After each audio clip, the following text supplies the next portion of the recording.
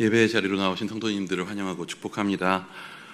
다 함께 자리에 일어나 찬양하며 하나님 앞에 나아가도록 하겠습니다.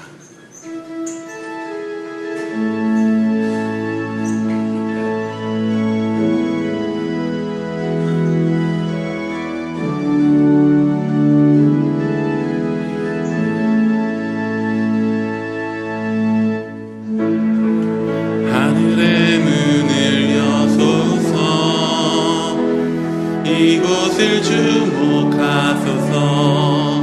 주를 향한 노래가 꺼지지 않으니 하늘을 열고 보소서. 이곳에 임재하소서. 주님을 기다립니다. 기도의 향기가 하늘에 닿으니 주여 임재하여 주소서. 이곳에 오셔서 이곳에 앉으소서. 이곳에서 드리는 예배를 받으소서. 주님의 이름만이 오직 주의 이름만 이곳에 있습니다.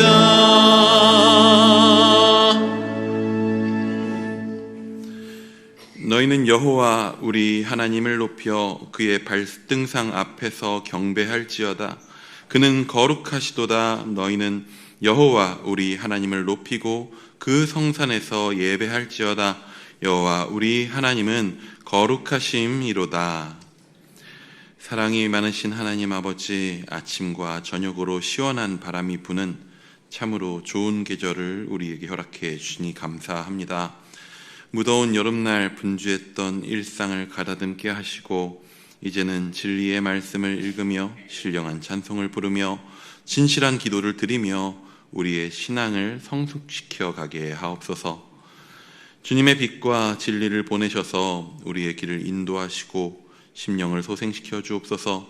아무런 공로가 없는 저희는 오직 믿음으로 예배하오니 아벨의 제사를 기뻐하신 것과 같이 아브라함의 번제를 받으신 것과 같이 우리의 예배를 흠양하여 주옵소서.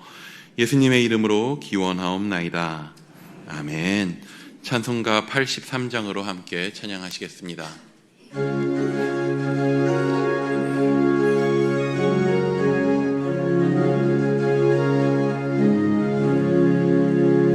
나의 맘에 근심 구름 가득하게 덮이고 슬픈 눈물 하염없이 흐를 때 인자하고 부드러운 음성으로 부르사 나를 위로하리 누가 있을까. 주 예수 주 예수 주 예수밖에 누가 있으랴. 슬퍼 낙심될 때에 내 친구 되시는 그 주 예수밖에 다시 없도다. 무거운 짐을 지고 인생 길을 가는 자 힘이 없어 쓰러지려 할 때에 능력 있는 팔을 펴서 나의 손을 붙들어 나를 구해주리 누가 있을까. 주 예수 주 예수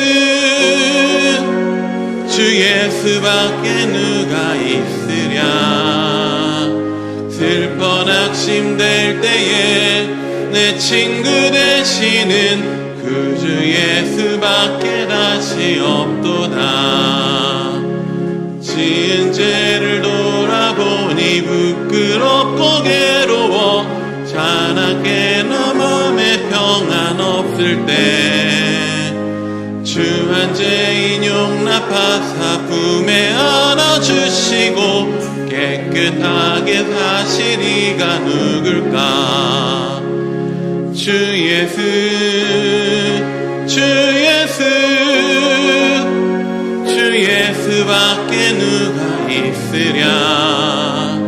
슬퍼 낙심될 때에 내 친구 되시는 그 주 예수밖에 다시 없도다.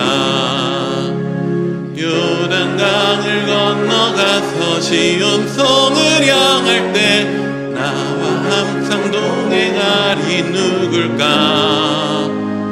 두려움의 검은 구름 모두 헤쳐버리고 나의 갈 길 인도하리 누굴까? 주 예수, 주 예수, 주 예수밖에 누가 있으랴. 슬퍼 낙심될 때에 내 친구 되시는 그 주 예수밖에 다시 없도다. 자리에 앉으신 후에 성시를 교독하겠습니다. 성시 교독문은 시편 27편입니다. 여호와는 나의 빛이요 나의 구원이시니 내가 누구를 두려워하리요.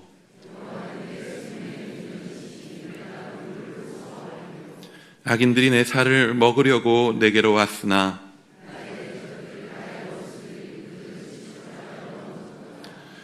군대가 나를 대적하여 진칠지라도 내 마음이 두렵지 아니하며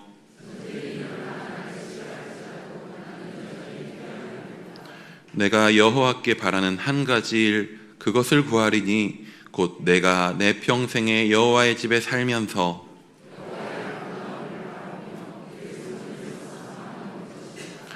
여호와께서 환난 날에 나를 그의 초막 속에 비밀히 지키시고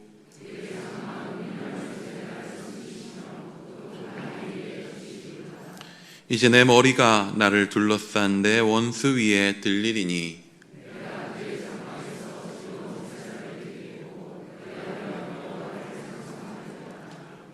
아멘. 다 같이 기도하시겠습니다.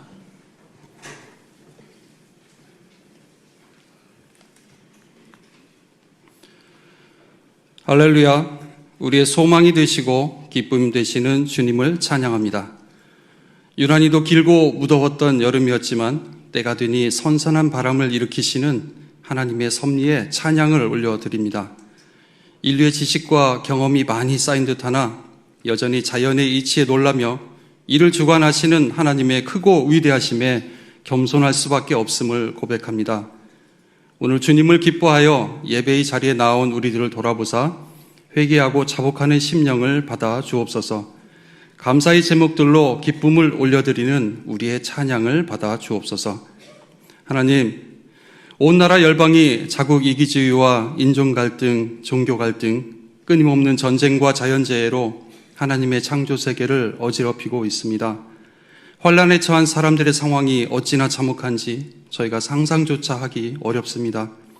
정치 지도자들에게 평화와 애민정신을 부어주옵소서. 극악한 환경에 처한 이들에게 도움의 손길을 허락하옵소서. 우리 모두에게 나의 삶에만 급급하지 않고 이웃을 돌아볼 수 있는 넉넉한 마음을 허락하여 주옵소서. 은혜의 하나님, 하나님께서는 과거의 그 누구도 상상하기 어려울 만큼 부유하고 풍요로운 세상을 허락해 주셨습니다. 기술의 발달이 주는 안락을 누리게 하셨습니다.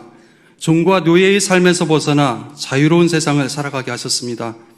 그러기에 더 가진 이들을 부러워하기보다 하나님이 주신 것들에 감사를 올려드립니다. 남을 앞서느라 바빠 하나님을 잊지 않기를 다짐하며 주님께 시선을 맞춥니다. 주님을 사랑하는 그 기쁨을 세상에 빼앗기지 않도록 우리의 삶에 동행하여 주옵소서. 하나님의 강권적인 은혜로 세워주신 이 나라가 물질의 풍요를 맛보더니 세상 즐거움과 하나님께서 가증히 여기는 죄악된 문화에 휩쓸려갈 지경입니다. 하나님을 믿는 우리에게 거룩히 살아갈 힘을 부어주옵소서. 특별히 우리의 자녀들에게 주님의 영을 부어주사 세상 문화와 시스템을 이겨낼 탁월함과 능력을 더하여 주옵소서. 골리앗처럼 믿음의 자녀들을 조롱하는 입시 경쟁과 취업 경쟁에 세상의 방법과 틀에 갇히지 않고 소년 다윗처럼 하나님의 이름으로 맞서는 믿음의 용사들로 세워 주옵소서. 하나님, 일산 충신교회 공동체를 통하여 하나님의 나라가 더욱 확장되기를 소망합니다. 우리 공동체에 하나님이 살아 역사하시며 말씀이 선포될 때 상하고 지친 영혼들이 치유받게 하시며 서로가 서로를 사랑으로 돌아보아 권면하고 위로하고 세워가는 믿음의 공동체가 되게 하옵소서. 리더로 세우신 구영철 목사님을 비롯한 리더십들과 직분자들이 한마음 한영으로 주님이 허락하신 일들을 감당해 나갈 때 생명구원의 역사가 흥왕이 넘치는 교회로 세워 주옵소서. 이 시간 예배의 진행을 위하여 각종 섬김의 자리에 있는 손길들과 찬양으로 하나님을 높이는 시온 찬양대, 그리고 온 마음 다해 주님을 갈망하며 예배에 참여하고 있는 우리 모두를 주님 연락하여 주옵소서. 오직 주님께 영광 올려드립니다. 찬양을 통하여 우리의 마음을 받으시고 말씀이 선포될 때 성령님 도우셔서 듣고 이해함을 더하여 주옵소서. 우리의 구원이 되신 예수님의 이름으로 기도드립니다. 아멘.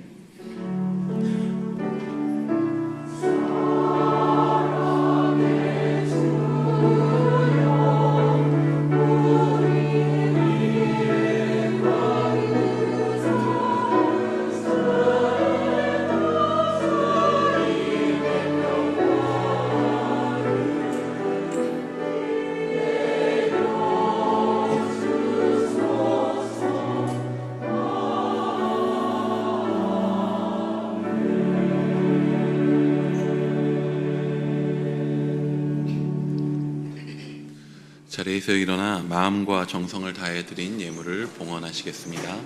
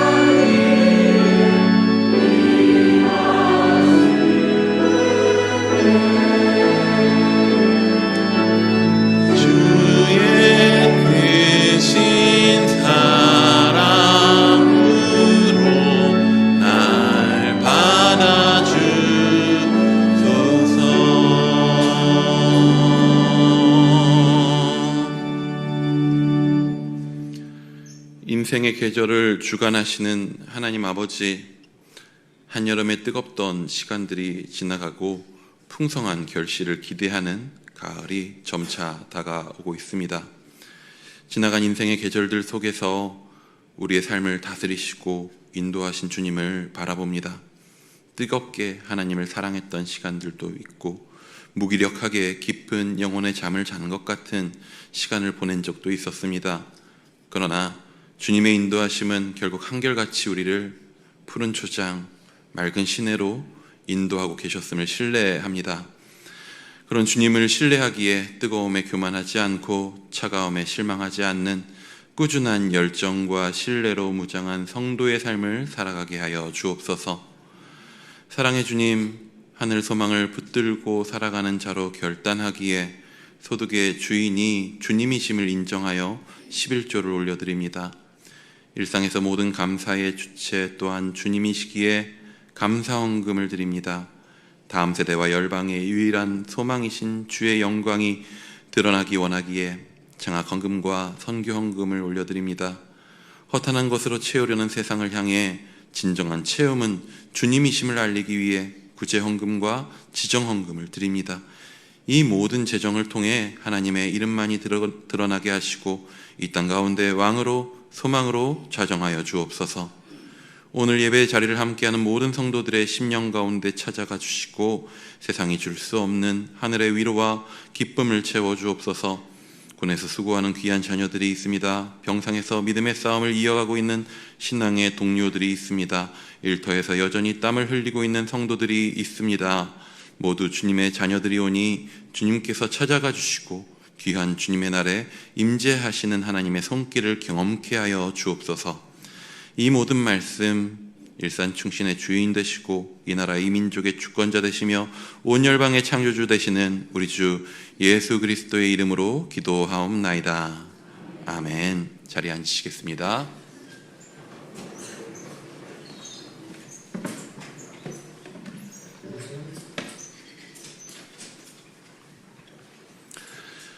나눔의 시간입니다. 옆에 있는 분들과 주님만을 경외하는 예배자 됩시다 라고 축복하며 인사하시겠습니다.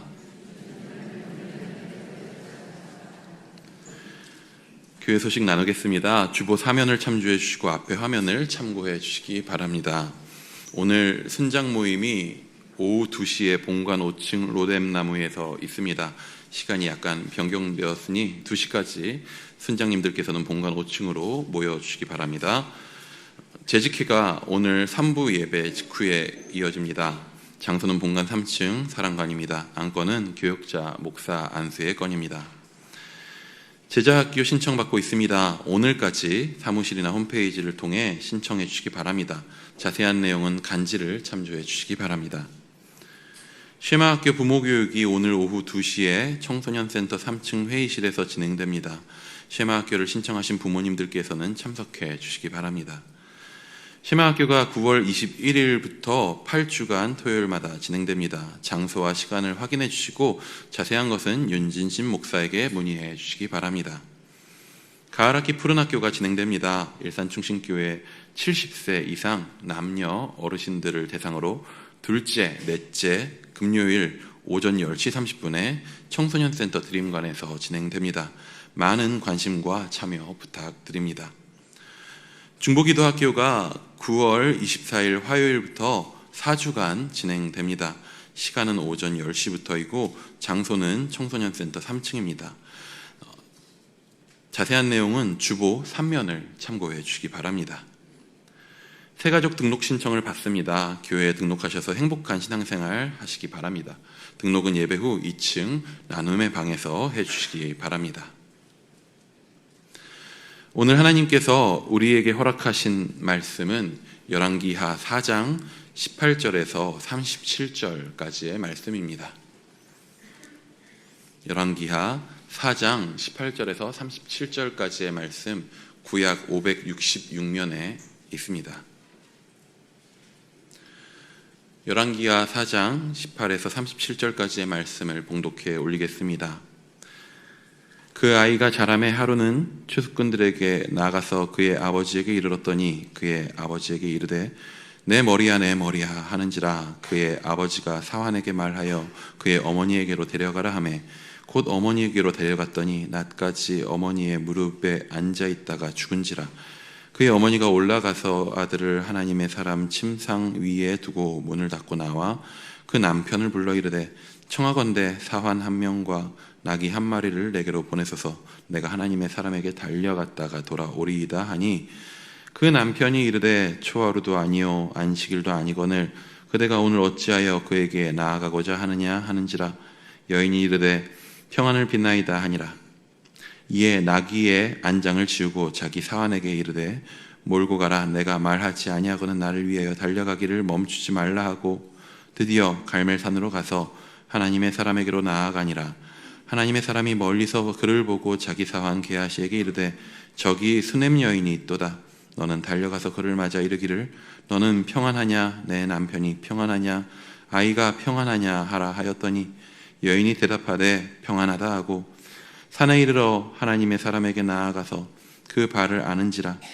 게하시가 가까이 와서 그를 물리치고자 하매 하나님의 사람이 이르되 가만두라. 그의 영혼이 괴로워하지만은 여호와께서 내게 숨기시고 이르지 아니하셨도다 하니라.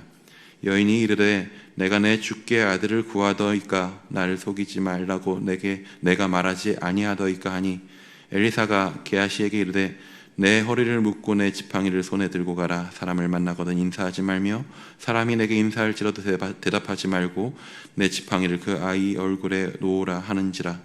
아이의 어머니가 이르되 여호와께서 살아계심과 당신의 영혼이 살아계심을 두고 맹세하노니 내가 당신을 떠나지 아니하리이다.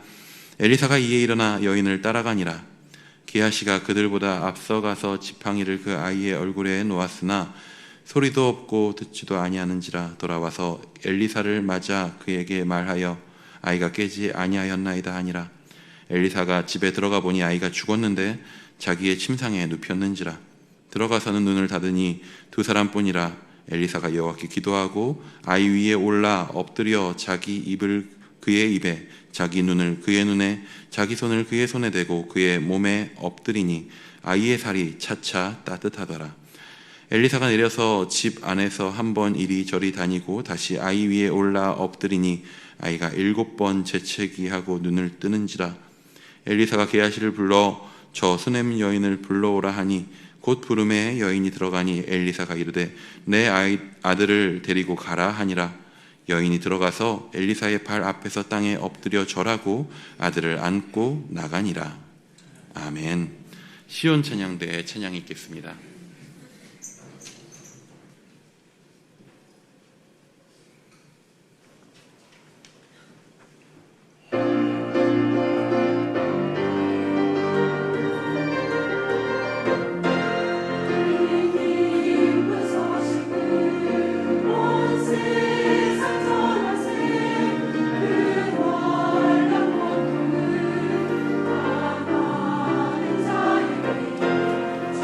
주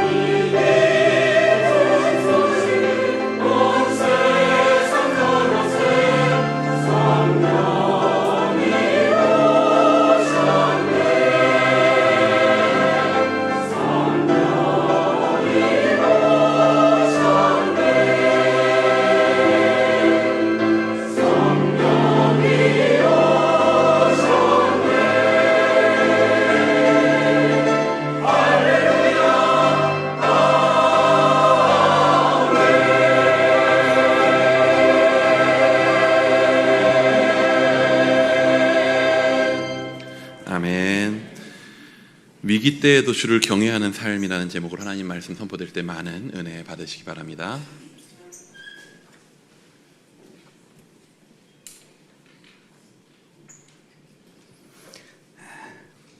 오래전 제 딸이 미국의 한 선교기관에서 교육을 받고서는 단기 선교 여행지를 선택해 가는데 딸은 언제 또 가볼 기회가 있겠느냐라고 여기고서는 가장 힘든 곳인 페루의 아마존강 유역을 선택해서 갔습니다. 여성들 대부분은 조금은 안정된 지역을 선택하였기에 그의 팀에는 조장과 자기 두 사람만이 여성이고 다른 멤버들은 다 남성으로 구성되었습니다. 가서 우물도 파지고 또 미전도 종족들에게 복음도 전하면서 보람된 사역을 많이 할 수 있었기에 의미 있는 사역이었습니다. 그런데 정작 그곳 환경은 열대우림 지역인데다가 강가에는 악어들이 있어 목욕도 제대로 할 수가 없어 물티슈로 몸을 닦으며 벌레들과 전쟁을 치르며 사역을 행했다고 하더군요. 그런데 딸아이가 그 사역을 마치고 한국에 와서 참 의미 있는 말을 한마디 하더군요. 앞으로 결혼을 한다면 결혼할 대상자와 그런 열악한 상황 속에서 며칠만이라도 지내보고 난 다음에 결혼을 결정하면 좋겠다. 그런 말을 해요. 그래서 이유가 뭐냐 하고 물었더니만 미국의 좋은 환경에서 교육을 받을 때는 전혀 드러나지 않아 너무 신사라고 여긴 멤버인데 막상 열악한 상황 속에 놓이게 되자 상상도 되지 않는 그런 인격적 실체가 다 드러나더라는 것입니다. 결혼하기 전에 그런 데 안 가보면 그런 것도 모르고 그냥 결혼할 거 아니냐 이런 말이었습니다. 오늘 우리는 지난주 설교 때와 대비되는 한 사람이 이야기를 하고 있습니다. 지난주는 북이스라엘 아합 왕의 아들 아하시아에 대해서 말씀을 나누었습니다. 또 아합과 아시아 왕정 시대에 사역했던 선지자는 엘리야 선지자입니다. 그런데 오늘 본문에서는 시절이 좀 지나서 엘리사 선지자 시대로 바뀌었습니다. 이름이 비슷한데 착각하지 마십시오. 엘리야 다음에 그 제자가 엘리사 선지자죠. 그리고 왕에게로 보냄받은 선지자가 아니라 백성에게 보냄받은 선지자의 모습을 보게 됩니다. 하루는 엘리사 선지자가 갈멜산 아래에 있는 수넴 마을에 이르렀을 때 거기서 한 여인이 엘리사를 강권하여 음식을 먹게 하였습니다. 그 후 엘리사가 그곳을 지날 때 그 집을 자주 방문을 하게 됩니다. 그리고 이 수넴 여인은 남편에게 부탁을 하여서 항상 그 마을을 지나가는 하나님의 사람 선지자를 위해서 작은 방을 하나 만들어 거기 머물 수 있도록 하자고 요청을 합니다. 남편은 아내의 그러한 요청을 받아들여 그리하였습니다. 그리고 하루는 엘리사가 거기에 이르러 자기 사원 게하시를 시켜서 수넴 여인을 불러 말합니다. 네가 이같이 우리를 위하여 세심한 배려를 하는도다. 내가 너를 위하여 무엇을 하랴? 왕에게나 사령관에게 무슨 구할 것이 있느냐라고 묻습니다. 하지만 이 여인은 나는 내 백성과 함께 살고 있으니 별 어려움이 없습니다 라고 대답합니다. 그때 옆에 있던 엘리사의 게하시, 사원 게하시가 나서서 이 여인은 아들이 없고 남편은 늙었나이다 이렇게 말합니다. 엘리사는 그 여인을 다시 불러서 한 해가 지나 이때쯤 네가 아들을 안으리라 이런 예언을 합니다. 그러자 여인은 아니로소이다. 내 주 하나님의 사람이여 당신의 계집종을 속이지 마옵소서 라고 말합니다. 무슨 말입니까? 나와 내 남편이 나이가 많고 그동안 아무리 자녀를 가져보려고 했지만 들어서지 않았는데 무슨 그런 말씀을 하시느냐는 것입니다. 제가 섬기는 일 때문에 부담이 되셔서 그러신 것 같은데 그런 부담 갖지 마시고 머무시라는 것입니다. 그런데 그 여인은 얼마 지지 않아서 잉태한 것을 깨닫습니다. 그리고 한 해가 지나자 엘리사가 여인에게 말한 대로 아들을 낳은 것입니다. 그리고 잘 자라갔습니다. 그래서 들판에서 추수하고 있는 그의 아빠에게 갈 정도로 잘 자랐고 또 말도 곧잘 하는 것을 보게 됩니다. 그런데 그러던 어느 날 밭에 나와 있던 아이가 머리가 너무 아프다면서 아이고 내 머리야, 아이고 내 머리야 하면서 울부짖어요. 적시로 그 아버지는 사환을 시켜서 그 아이를 그의 어미에게 보내었습니다. 청정병력 같은 일이 일어난 겁니다. 너뚱이를 얻었기에 너무너무 감사함으로 키웠는데 원인도 알 수 없는 병에 걸려 순식간에 엄마의 품에서 그만 죽고 말아버린 것입니다. 어찌 보면 이 여인에게는 일생일대 최고의 위기에 닥친 것입니다. 그런데 이때 이 여인의 태도를 잘 보십시오. 아이가 죽은 엄마치고는 보통 사람들이 행하지 않는 특이한 행동을 합니다. 첫 번째 보면 이 수넴 여인은요, 잠잠히 문제를 풀어가는 것을 보게 됩니다. 이 여인은 사랑하는 독자가 자기 품에서 방금 죽었는데도 그 죽은 아들 소식을 아무에게도 말하지 않아요. 뭐 우리 같으면 아빠에게 막 달려가가지고 아이가 죽었다고 막 이리 난리 칠 텐데 아무에게도 말하지 않아요. 누구에게 알릴 때까지? 하나님의 사람 엘리사 선지자에게 알릴 때까지 그의 남편에게조차도 말하지 않습니다. 이유가 무엇입니까? 이 아들은 하나님의 사람 엘리사 선지자를 통해서 하나님께서 주신 선물을 이었기에 주신 그분에게 제일 먼저 이 사실을 알려야 한다는 생각으로 엘리사에게 달려갔던 것입니다. 그래서 그의 죽은 아들을 적시로 엘리사 선지자가 자기 집에 방문하시면 묵으시는 그 다락방 침상 위에 두고서 문을 닫아버립니다. 아무도 못 들어가게. 그리고 남편에게 청하기를 사환 한 명과 나귀 한 마리를 내게 보내소서 내가 하나님의 사람에게 달려갔다 돌아오리다 라고 말합니다. 남편은 뭔가 좀 의아해했지만 자세하게 묻지를 않습니다. 제 생각 같아서는요, 지금 아이가 아파서 보냈잖아요. 엄마한테. 아이가 좀 어때요? 뭐 이렇게 묻다든지. 또 엘리사에게 간다고 한다면 아이 데려갑니까? 뭐 이렇게라도 물을 것 같은데 그렇게 물었다는 말도 없어요. 아마 추수하느라고 바쁜 상황이어서 그런지 복잡한 내용은 묻지도 않고 아내의 요구를 그대로 들어줍니다. 여기서 우리는 지난 시간 아하시아가 병들었을 때 제일 먼저 했던 행동과 차이점을 발견하게 됩니다. 아하시아는 병들어 눕게 되자 제일 먼저 했던 일이 뭐냐? 바알세룹에게 가서 묻도록 신하를 보냅니다. 그런데 이 여인은 제일 먼저 하나님의 사람에게로 달려갑니다. 길을 가면서 나귀를 무는 사환에게 몰고 가라. 내가 말하지 아니하거든 나를 위하여 달려가기를 멈추지 말라라고 말합니다. 여기서 우리는 위기 때 제일 먼저 찾는 대상이 확연히 다른 것을 발견하게 됩니다. 위기 때 제일 먼저 찾는 대상은 그가 평소에 누구를 경외하며 신뢰하고 있는지를 보여주는 결과입니다. 여러분은 어떤 문제 앞에 봉착할 때에 점쟁이에게 먼저 물어보십니까? 아니면 하나님 앞에 먼저 나아갑니까? 제가 듣기로는요, 유명하다는 점쟁이에게 크리스찬들도 제법 온대.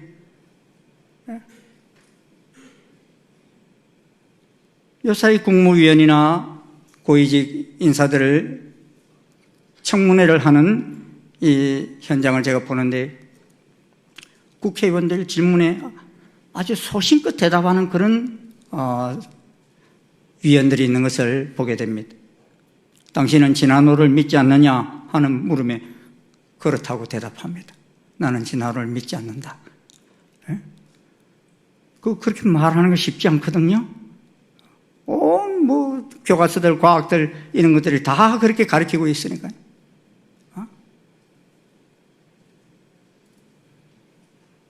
원숭이가 인간의 조상임을 믿지 않는다는 거예요. 여러분이 저한테 당군 신화를 믿느냐 그러면 난 안 믿는다고 그럴 거예요. 왜? 난 곰의 조상을, 곰이 내 조상이다 이런 생각을 내가 가져본 적이 없으니까요. 사람은 사실상 다 무언가를 믿는 믿음을 가지고 살아갑니다. 어떤 사람은 진화론을 믿고, 어떤 사람은 단군 신화를 믿고, 어떤 사람은 창조주 하나님을 믿습니다.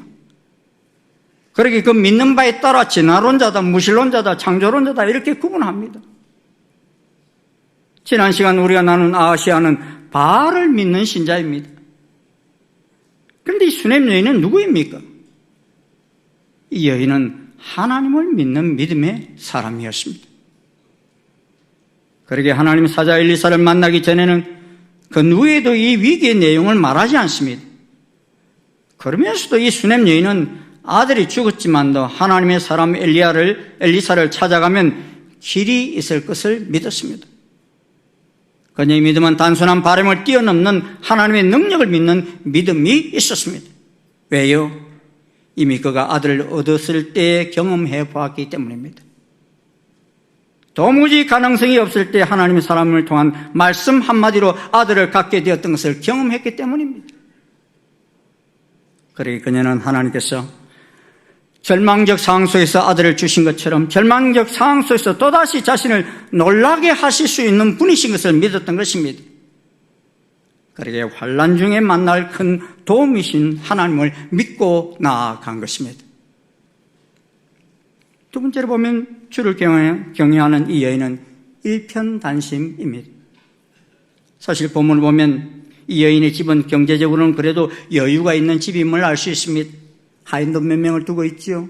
또 나귀도 있죠. 밭도 있습니다. 또 선지자를 섬기기 위해서 음식을 대접하며 다락방을 만들어 쉬어가게 합니다. 그러게 위기에 처하게 되었을 때 자신이 의지하고 싶은 것들이 많이 있을 수 있습니다. 그런데 한결같습니다. 아들의 죽음을 남편뿐만 아니라 하인들에게도 알리지 않고 그 누구에게도 알리지 않습니다. 엘리사의 종 게하시에게도 알리지 않습니다.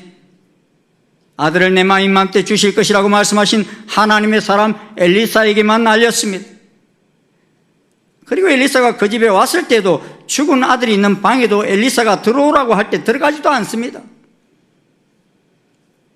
그렇게 사실상 엘리사가 한 방식을 부모는 보지도 못했어요. 어떻게 이 아이를 살려냈는지도 못 봤어요. 왜요? 엘리사 입은 그 죽은 아이의 입과 함께 하였습니다. 산 자의 입과 죽은 자의 입이 함께 한 것입니다.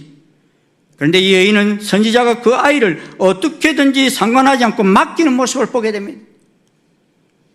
그래서 선지자는 자기 눈을 그 아이의 눈에, 자기 손은 아이의 손에 대고 그 몸에 엎드리자 아이의 살이 차차 따뜻해졌어요.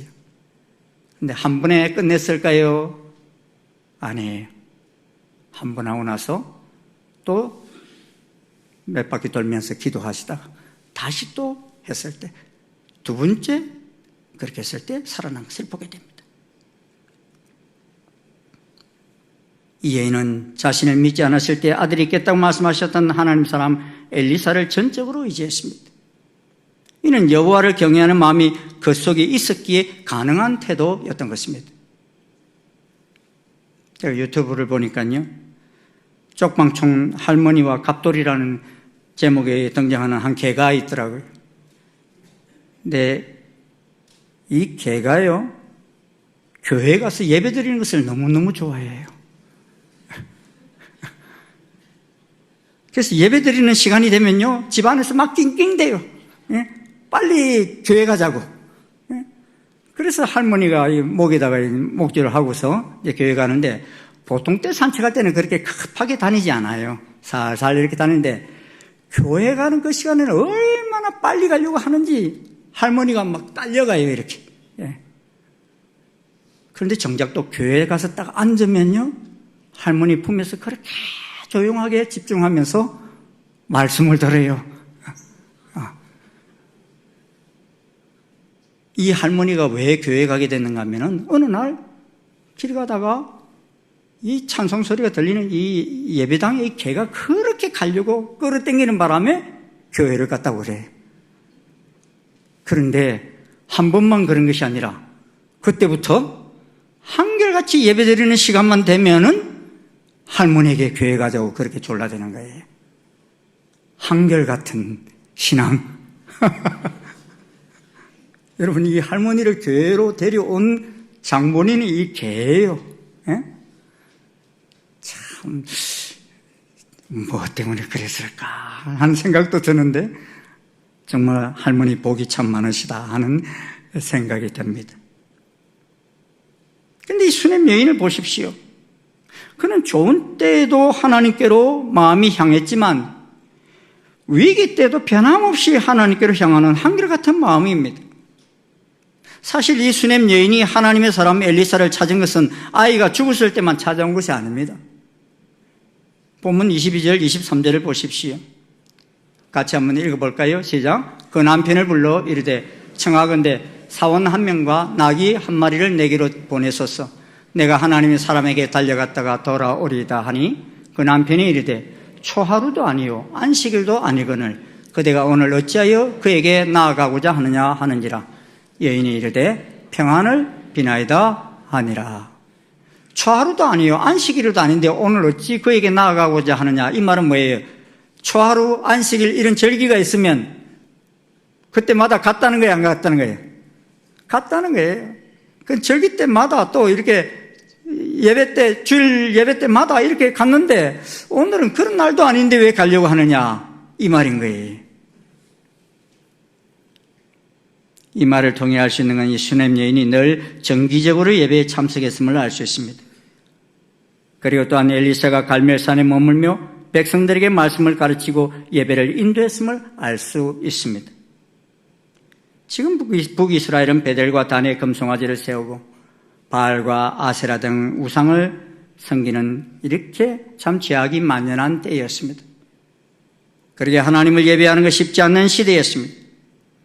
하지만 그러한 때이지만 이 수냄 여인은 기름 부음이 있는 땅이요 하나님의 사람 엘리사가 엘리야의 바톤을 이어받아 사역하고 있는 그 갈멜산을 향해서 달려간 것입니다. 이 수냄에서 갈멜산까지 거리는 약 32km 정도 됩니다. 그렇게 결코 짧은 거리가 아닌 것을 알 수 있습니다. 여러분, 우리가 사실 드리려고 하면 교회가 너무 멀어서 가기 힘든 사람은 우리 가운데는 거의 없을 거예요. 또 교회 가보면 목회자가 없는 그런 상황도 아닙니다. 그런데 바로 우리 이웃만 해도요. 제가 중국에 우리가 딱강교회를 하나 세워줬잖아요. 그래서 그 딱강교회 옆에 있는 중국 한족교회를 가서 제가 주일 설교를 하게 됐는데 그 한족교회 가서 설교를 하려고 하니까 그 성도 중에 한 분이 저한테 그러더라고요. 자기가 이 교회 오래 다녔는데 이 교회에서 목사님을 2번째 만난대. 그러니까 목사를 본 적이 없는 거예요. 그만큼 귀하였던 것입니다. 그리고 자기는 오늘 이 예배를 드리기 위해서 4시간을 자전거를 타고 왔대요. 제가 그날 30분만 설교하려고 그랬거든요. 교양 있게 하려고. 그런데 30분 설교하려면 통역이 있으니까 본문은 15분밖에 안 돼요. 그런데 제가 오늘 몇 시간 설교할 거냐고 그래서 30분만 하겠다고 그랬더니만 얼마나 섭섭해하고 좀, 예? 그 얼굴빛이 안 좋은지. 내가 목사님을 평생 2번째 뵀는데 어떻게 그 말씀밖에 전하지 않고 가려고 그러시냐는 거예요. 그래서 제가 갑절로 했습니다. 1시간을 설교하고 왔던 생각이 들어요. 내려왔더니만 자기 집에 가서 계속 좀 더 예배 드리면 어떻겠냐고 그래요. 4시간 자전거 타고 가야 되는데 제가 다른 일정이 있어서 가지를 못했습니다만은 제 마음속에 너무 사모하는 마음이 넘쳐나는구나 그 생각이 들었어요. 무슨 말씀을 전해도 그렇게 은혜를 받는 모습을 볼 수 있었어요. 이 수냄 여인이 갈멜산까지 정한 예배 때마다 다녔다는 것은 하나님에 대한 갈망이 그 속에 넘쳐나고 있었다는 것을 보여줍니다. 위기 앞에서 수넴 여인이 하나님을 찾을 수 있었던 것은 그녀의 평소의 삶이 하나님을 찾는 예배자의 삶이었기 때문인 것입니다. 그러게 내 삶에 문제가 있든 없든 주님을 찾는 예배자로 살아가던 그녀였기에 위기 속에서도 번민하지 않고 모든 것을 다 버려두고서 갈멜산을 향할 수 있었던 것입니다. 선지자는 바뀌었지만 그녀는 갈멜산에 있었던 하나님의 임재의 역사를 기억하고 있었던 것입니다. 왕도 잊어버렸고 백성들도 잊어버렸지만 그녀는 다시 그 인생 중 최악의 상황에 접했으면서도 하나님의 임재를 잊지 않고 갈멜산을 향할 수 있었던 것입니다. 사랑하는 청신 성도 여러분, 우리가 살아가다 보면 기뻐 춤출 때도 있지만 어떤 때는 생각지도 못한 절망적인 위기로 슬플 때도 있습니다. 그 위기 때 나의 행동은 참된 나의 신앙일 수 있습니다. 그때 좌절과 낭망 속에서 하나님을 등지고 떠나는 나인지 아니면 일편단심 좌로나 우로나 치우치지 아니하고 하나님께로 달려가는 나인지 되돌아보십시오. 그는 새로운 영적 깊은 맛을 경험하게 될 것입니다. 성경 속의 위대한 신앙인들의 한결같은 공통점은 그 인생길이 처음부터 끝까지 순탄하지만은 않았습니다. 하지만 어떤 위기 속에서도 한결같이 하나님을 향하여 달려간 사람들인 것을 보게 됩니다. 성경시대 이후 우리 선조 그리스도인들을 보십시오. 믿음을 지키다가 콜로세움에서 사자밥이 되고 또 로마의 밤을 밝히는 등불로 죽어갔던 믿음의 선조들, 그들은 위기에서 건짐을 받지 못하였지만도 배신하지 않고 하나님 자녀로 그렇게 죽는 것을 영광스럽게 생각했습니다. 많은 그리스도인들이 십자가에 달리면서도 한 번만 그리스도를 부인하면 살려주겠다는 병사들의 말에 그들은 말합니다. 주님은 한 번도 나를 배반하지 않으셨는데 피조물인 내가 어떻게 날 구원하시기 위해 십자가에 죽으신 주님을 부인할 수 있습니까? 그럴 수 없습니다 하며 순교한 것입니다. 지금 인도에서는 여러분 기독교 박해가 엄청나게 일어나고 있어요. 북동부 마니풀로 주에서만도 최근에 180명의 크리스찬들이 사망하고 300개의 교회가 파괴됐어요. 한 주만 통계를 냈는데도 그래요. 그런데도 인도에서 급격하게 기독교가 부흥을 하자 9개 주에서 개종 금지법을 통과시켜버렸어요. 개종 못하게. 그런데 한편 편안하게 믿을 수 있는 나라들에서는 배교가 급격히 일어나고 있습니다. 다원주의에 빠집니다. 동성애가 교회를 뒤덮습니다. 종교통합운동이 세계를 뒤덮어가고 있습니다. 세상 끝에 있게 될 배교 현상이 급격히 일어나고 있습니다. 여러분 데살로니가서 2장 3절에 보면 세상 끝에 일어날 일들을 말씀하고 있어요. 한번 같이 읽어볼까요? 시작. 누가 어떻게 해도 너희가 미혹되지 말라. 먼저 배교하는 일이 있고 저 불법의 사람 곧 멸망의 아들이 나타나기 전에는 그날이 이르지 아니하리라. 주님 오실 때 적그리스도가 나타나는데 그 적그리스도가 나타나기 전에 무슨 일이 있냐? 배교가 엄청나게 일어난다. 저는 오늘 예배드리는 우리는 앞으로 우리 가운데 어떤 일이 일어날지라도 일편단심 하나님을 향하는 변치 않는 삶을 사시기를 주의 이름으로 축원합니다. 세 번째로 보면 주를 경외하는 이 여인은 쉽게 포기하지 않았습니다. 사실 그녀가 갈멜산을 갔다고 해서 금방 문제가 해결된 게 아닙니다. 수넴 여인이 엘리사를 찾아갔을 때 하나님께서는 엘리사에게 수넴 여인이 찾아온 이유를 알려주질 않으셨어요. 그 영혼이 괴로움이 있다는 것은 느꼈지만 그 깊은 이유를 몰랐습니다. 그런데 그러함에도 여인은 물러서지 않습니다. 엘리사의 발을 붙들고서 안으면서 내가 내 주께 아들을 구하되이까 나를 속이지 말라고 내가 말하지 아니하되이까 하며 아이가 죽었음을 알렵니다. 그런데 이 수넴 여인은 엘리사를 만났다고 해서 단번에 아이가 살아난 것도 아닙니다. 엘리사가 제시한 방법으로 사한 게하시가 엘리사의 지팡이를 가지고 가서 그 아이의 얼굴에 갖다 놓았지만도 아무런 일도 일어나지 않습니다. 하지만 이 수넴 여인은 포기하지 않습니다. 엘리사에게 말합니다. 여호와께서 살아계신과 당신의 영혼이 살아계심을 두고 맹세하노니 내가 당신을 떠나지 아니하리이다. 그러자 그의 단호한 결심을 본 엘리사는 이에 일어나 여인을 따라갔다 그랬습니다. 무엇 때문에 엘리사가 일어났다고요? 그의 포기하지 않는 단호한 결심을 보고 일어났다는 것입니다. 수넴 여인이 엘리사 선지자를 쉽게 포기하지 않는 이유가 무엇입니까? 그의 아들의 탄생은 자기가 믿지 못할 때에도 엘리사의 예언을 통해서 성취되었던 아들이기 때문입니다. 그러기에 수넴 여인은 다시 사람의 한계 상황에 머물지 않고 전능하신 하나님의 손길에 끝까지 의지하고자 하는 마음이 있었던 것입니다. 우리는 지난주에 등장했던 아하스야 왕의 태도를 기억합니다. 하나님은 그를 돌이킬 기회를 주시기 위해 엘리야 선지자를 보냈지만 돌이키지 않습니다. 도리어 군사력으로 엘리야를 잡아오려 하였지만 그것도 자기 마음대로 되지 않고 도리어 부하와 부하들을 죽음으로 내모는 결과만 가져왔습니다. 그럼에도 불구하고 하나님의 사람 엘리야는 세 번째로 보낸 50부장과 50명의 군사들과 함께 아하스야 왕에게로 내려와서 다시 한번 하나님의 음성을 들려줍니다. 다시 한번 하나님의 음성을 들려줬다는 것은 그래도 돌이킬 수 있는 마지막 기회를 준 것입니다.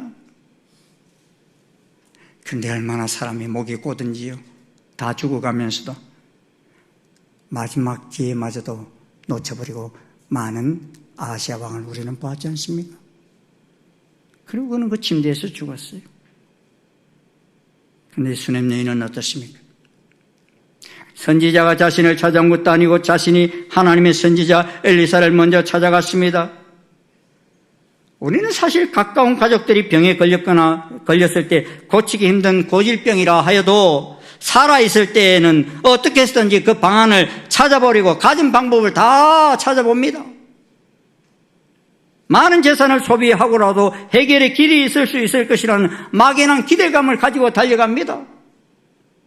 하지만 그러한 기대감도 그 사랑하는 이가 죽고 나면 포기하고 내려놓습니다. 여기까지다 이렇게 생각하지. 우리가 알고 있는 마르다의 오라버니 나사로가 죽었을 때, 여러분 마르다가 사람을 예수님께 보낼 때 나사로가 죽었을 때 보냈어요? 죽기 전에 보냈어요? 모르세요? 죽기 전에 보냈어요. 나사로가 아프다고 빨리 오셔서 고쳐달라고 그랬어요. 그런데 예수님은 바로 가셨어요? 죽은 다음에 가셨어요? 죽은 다음에 가셨는데 하루 이틀도 알고 나흘이나 지난 다음에 가셨어요. 그러시면서도 오셔서는 마르다에게 뭐라고 그러시는가 하면요, 네 오라비가 다시 살아나리라 이렇게 말씀하셔요. 마르다가 속에 얼마나 열불났을까요? 아니 살아있을 때 오라 했는데 안 오시더니만 뭐 이제 오셔가지고는 다시 살아난다고 그러시나, 그런 생각이 들지 않았겠어요? 마르다가 그래도 그렇게 말은 못하고 이렇게 말해요. 마지막 날 부활 때는 다시 살아날 줄을 내가 압니다 이래요. 마지막 때는 다시 살아날 줄 알지만 지금은 이제는 늦었다는 거예요. 그런데도 예수님은 돌을 옮겨 놓으라 그래. 문을 막고 있는 돌을 옮겨 놓으라 그래. 근데 마르다는 또 그래요. 죽은 지 나흘이나 되었음에 벌써 냄새가 나나이다 그랬어요. 이게 보통 사람들이 가지는 신앙입니다.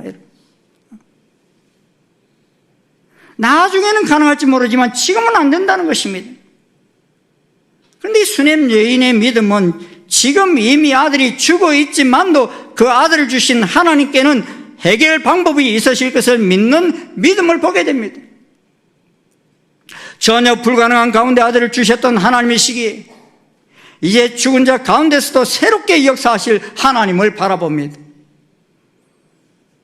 그 방법은 어떻게 될지 모르지만 하나님 속에 소망이 있다는 믿음이 있습니다. 이 수냄 여인의 행동은 망상 속에서 행동이 아닌 실제입니다. 그러므로 그녀의 행동 속에는 그 신앙이 다 나타나고 있습니다. 그 아이가 죽어 있을 때 아이를 하나님의 사람 엘리사의 침대 위에 눕혔습니다. 또 죽은 아이 옆에서 애곡하고 있는 것이 아니라 하나님의 사람이 있는 갈멜산까지 쉬지 않고 달려갔습니다. 또 하나님 사람 엘리사가 그 아이가 누워있는 곳까지 이럴 때까지 포기하지 않습니다.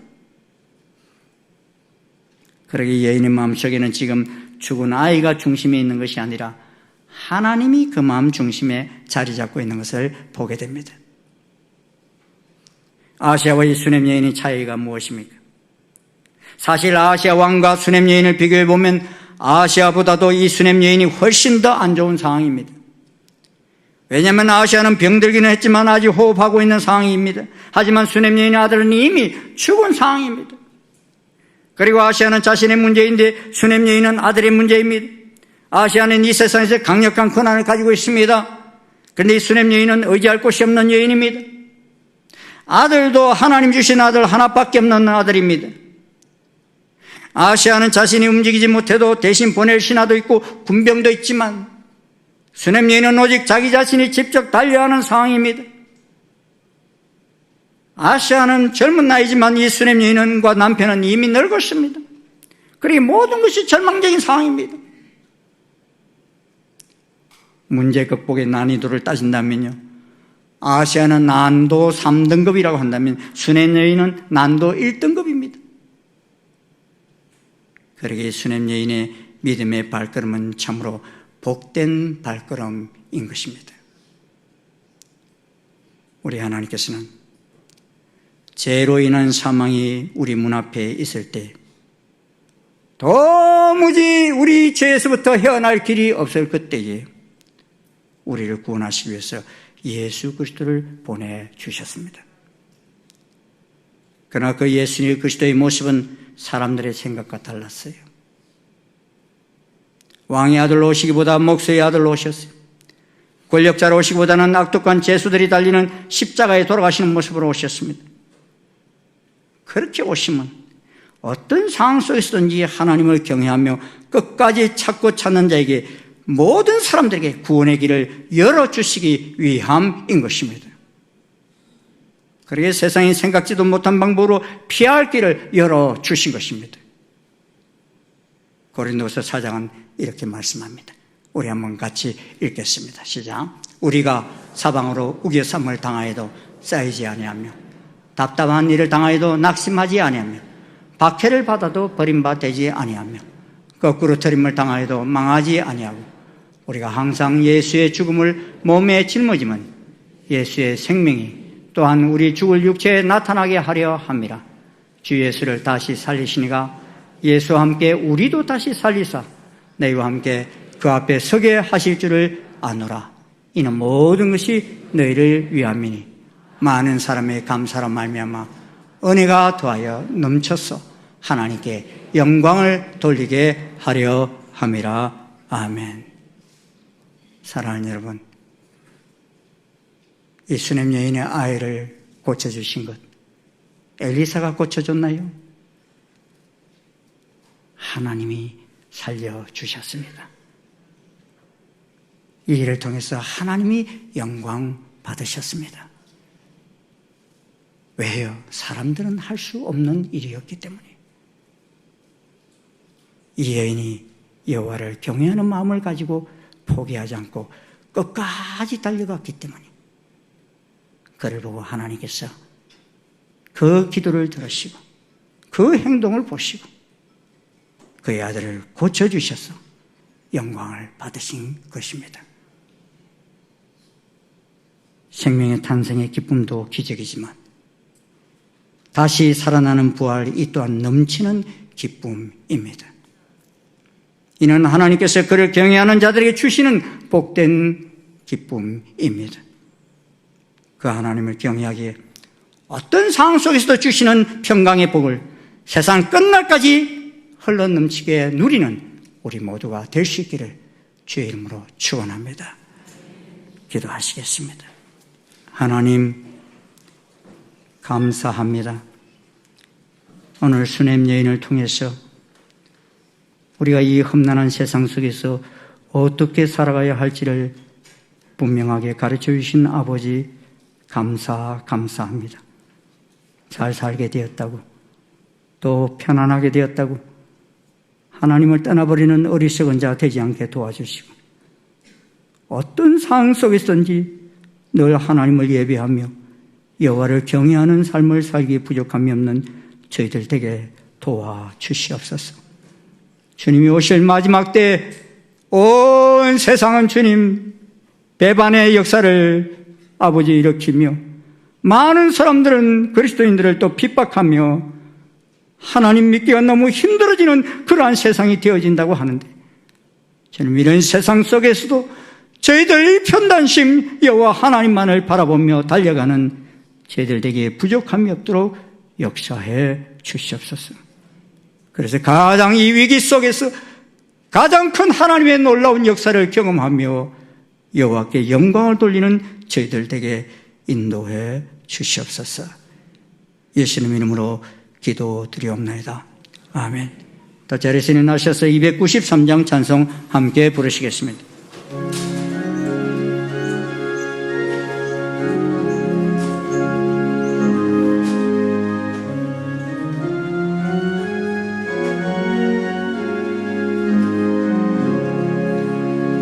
주의 사랑 미칠 때의 기쁨 오네. 근심 걱정 물러가고 기쁨 오네. 기도하게 하시며 희미한 것 물리쳐 주의 사랑 비칠 때 기쁨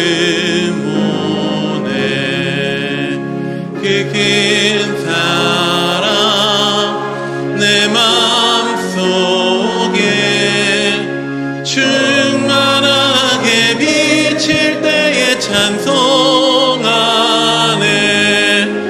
그 큰 사랑 내 맘속에 화평함과 기쁨 주네. 그 큰 사랑 주의 사랑 비칠 때에 이 세상은 아름답고 활기차게 다 변하네. 화평 중에 내 영혼 영광스러운 새 생명 다시 찾게 되었네. 그 큰 사랑 그 큰 사랑 내 맘속에 충만하게 비칠 때에 찬송하네. 그 큰 사랑 내 맘속에 화평함과 기쁨 주네. 그 큰 사랑 주의 사랑 비칠 때에 이 세상은 어둠 슬픔 중한 짐이 다 사라져 우리들의 가는 길 밝게 비춰주시며 복을 받게 하시네.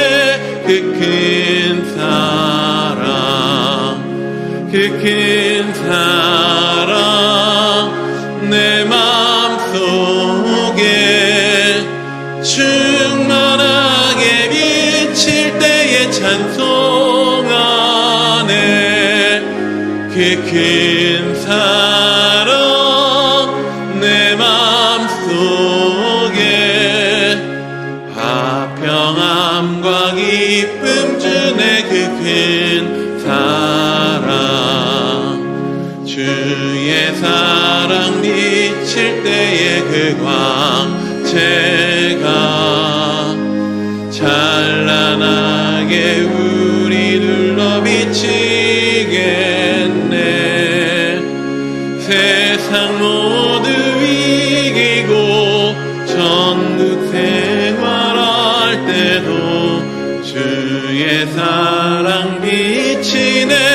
그 큰 사랑, 그 큰 사랑 내 마음속에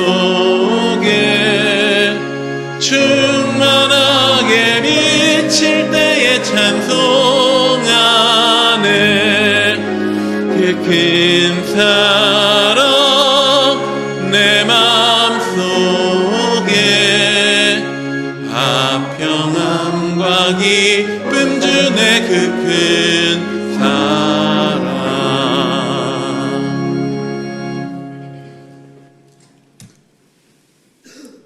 우리 주 예수 그리스도의 한량없으신 은혜와 하나님 아버지의 지극하신 사랑과 성령님의 교통, 역사, 인도하심이 어떠한 위기와 환난과 핍박 속에도 여호와 하나님을 경외하는 이 심령, 이 마음에서 변치 아니하며 끝까지 달려가기를 결심하고 나아가는 아버지 모든 주의 자녀들 머리 위에, 그 다음 세대 위에, 열방 속에 많은 우리 그리스도인들 머리 위에 지금부터 영원토록 함께 하옵시기를 간절히 축원하옵나이다.